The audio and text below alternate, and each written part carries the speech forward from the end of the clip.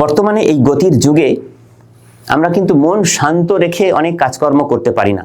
আজকাল অনেকেই দেখবেন মাইন্ডফুলনেস মেডিটেশন প্র্যাকটিস করেন, মেডিটেশন মিউজিক শোনেন বাধ্য হয়ে, কেননা এত চারদিকের যে হইচই ডিন অ্যান্ড বাসল, তার মধ্যে মাইন্ড পারফরমেন্স অপটিমাইজ করার জন্যে আপনাকে যেটা শিখতে হবে সেটাকে বলছি আমরা ইনার সাইলেন্স ট্রেনিং। এটাও একটা মাইন্ড পারফরমেন্স টেকনিক, সবার জন্য অপরিহার্য।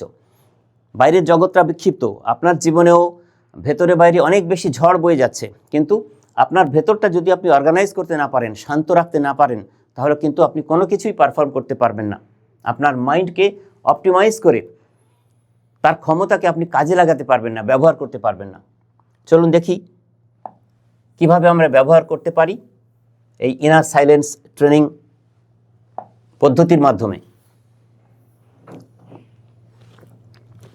এক্ষুনি বলছিলাম যেটা, সেটাই দেখুন লিখেছি যে আমাদের চারপাশে কোলাহল আমরা তো চাইলেই বন্ধ করতে পারি না, কিন্তু আপনি আপনার মনের ভেতরে যে অবিরাম কথা বলছেন, মেন্টাল চ্যাটার বলি আমরা, সেই মেন্টাল চ্যাটার তো আপনি বন্ধ করতে পারেন।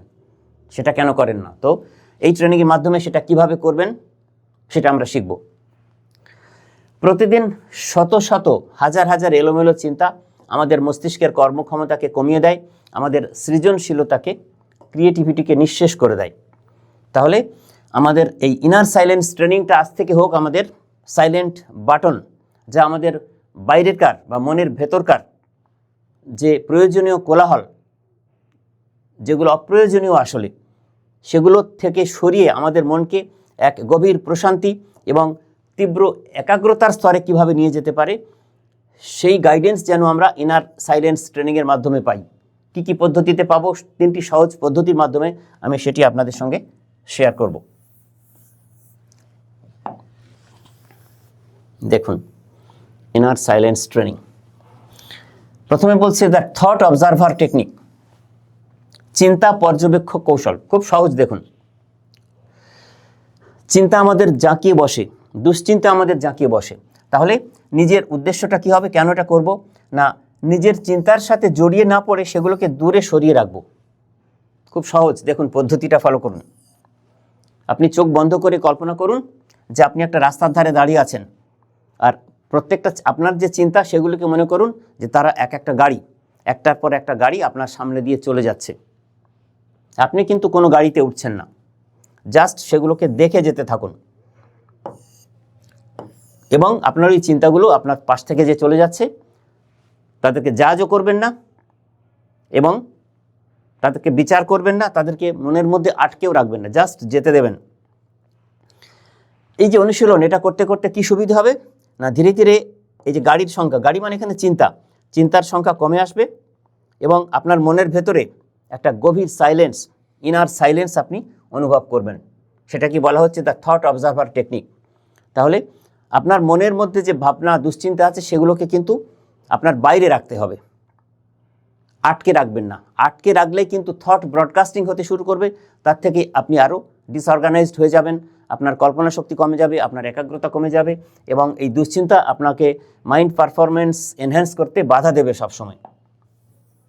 দ্বিতীয় আরও একটি পদ্ধতির কথা আমি বলবো, অসাধারণ একটি পদ্ধতি, সবার জন্য অ্যাপ্লিকেবল। আমরা এটাকে বলছি দ্য সাউন্ড গ্যাপ মেডিটেশন। খুব ভালো করে বুঝবেন, শোনার জিনিস। আমি এখানে লিখেছি পারপাসটা, বাইরের শব্দের মাঝেও ভেতরের স্থিরতা খুঁজে পাওয়া। মানে বাইরে অশান্ত, ডিন অ্যান্ড বাসল, কিন্তু ভেতরটা শান্ত, স্থিতধী, অর্গানাইজড। কিভাবে? আপনার চারপাশের শব্দগুলোর দিকে আপনি মনোযোগ তো দিন। যেমন ধরুন পাখির ডাক, আপনি যে ঘরে রয়েছেন জোরে ফুল স্পিডে ফ্যান চলছে, ফ্যানের শব্দ, বা আপনার বাড়ি থেকে একটু দূরে ট্রাফিক আছে, সেখানকার আওয়াজ আসছে। কিন্তু ভালো করে অবজার্ভ করে আপনি দেখুন, প্রতিটি শব্দের মাঝখানে একটা করে সাইলেন্ট মোমেন্ট আছে, নীরব মুহূর্ত, একটা গ্যাপ আছে। সেটার উপরে আপনি ফোকাস করার চেষ্টা করুন। এই যে দুটো শব্দের মাঝে যে গ্যাপ, শূন্যতা, সেখানে আপনার মনকে বসিয়ে দিন। ওই যে ফ্র্যাকশন অফ সেকেন্ড, ওটাই আপনাকে পারফর্ম করতে সাহায্য করবে। এই ড্রিলটি আপনার মস্তিষ্ককে কোলাহলের চেয়ে নীরবতা বা স্থিরতাকে বেশি গুরুত্ব দিতে শিখবে। মানে উচ্চকিত আওয়াজ, ফ্যানের শব্দ, গাড়ির হর্ন, সব কিছুর মধ্যে এর মাঝের এই সব শব্দগুলোর মাঝখানের যে নীরবতা, আপনি ফোকাস করছেন নীরবতার, সেই জন্য এটাকে একটা মেডিটেশন বলা হচ্ছে, সাউন্ড গ্যাপ মেডিটেশন।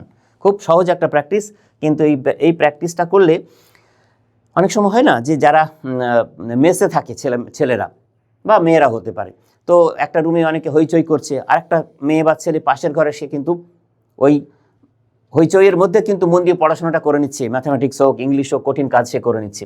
এটা করতে পারে যদি এই প্র্যাকটিস সে করে নিতে পারে, সাউন্ড গ্যাপ মেডিটেশন। আর একটা বিশেষ প্রসঙ্গের কথা বলবো, দেখি টেকনিকটা কি আছে। থার্ড এই টেকনিক এবং শেষ টেকনিকটি বলছি আমরা জিরো ইন্টারনাল টক স্প্রিন্ট। খুব সহজ। আমরা যখন রাস্তায় হাঁটি বা বসে বসে চা খাই, সবসময় দেখবেন আমাদের মনের ভেতরে কমেন্ট্রি চলে, আমরা কিছু ভাবি, বলতে থাকি অস্পষ্টভাবে। হ্যাঁ, সেগুলো করা চলবে না, করলে কিন্তু ডিস্ট্রাকশন অনেক বেশি হয়। যেমন আমরা ধরুন একটা চা খাচ্ছি কারোর বাড়িতে বসে বা নিজের বাড়িতে, মনে মনে ভাবছি যে চাটা বেশ গরম বা চাটা বেশ সুস্বাদু, এই ভাবনাগুলো ভাবা চলবে না তখন ওই সময়। যদি আমরা এই ড্রিল প্র্যাকটিসটার মধ্যে থাকি, মানে ইনার সাইলেন্সকে কাজে লাগাতে গেলে ওই ড্রিল প্র্যাকটিস করার সময় আমাদের কগনিটিভ ব্যান্ডউইথ এটা বাড়ানোর জন্য ওই কাজগুলো তখন করা চলবে না। আর না করলে তখন আমাদের মানসিক ক্ষমতা অনেক গুণে বেড়ে যাবে। সেটাকেই বলছে জিরো ইন্টারনাল টক স্প্রিন্ট। কিচ্ছু নিজের সাথে কথা বলা যাবে না, সলিলোকুই বলে, এটা করা যাবে না। তাহলে এই পদ্ধতি ইনার সাইলেন্স ট্রেনিং কীভাবে কাজে লাগে না, আমাদের ব্রেনের একটা ডিফল্ট মোড নেটওয়ার্ক আছে, ডিএমএন বলে, তার কাজই হচ্ছে শান্ত করা।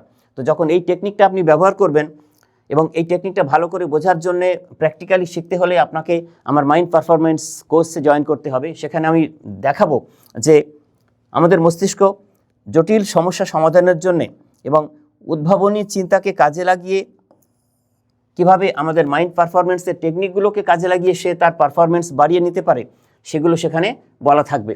এবং এই জিরো ইন্টারনাল টক স্প্রিন্ট পদ্ধতিটি যদি রপ্ত করে নেওয়া যায়, তাহলে ছাত্রজীবনে এবং কর্মজীবনে সবার জন্য কিন্তু অনেক বেশি ফলপ্রসূ হবে। আপনার মনের কর্মক্ষমতাকে বাড়িয়ে আপনি অপটিমাম সাকসেস পেয়ে যেতে পারেন।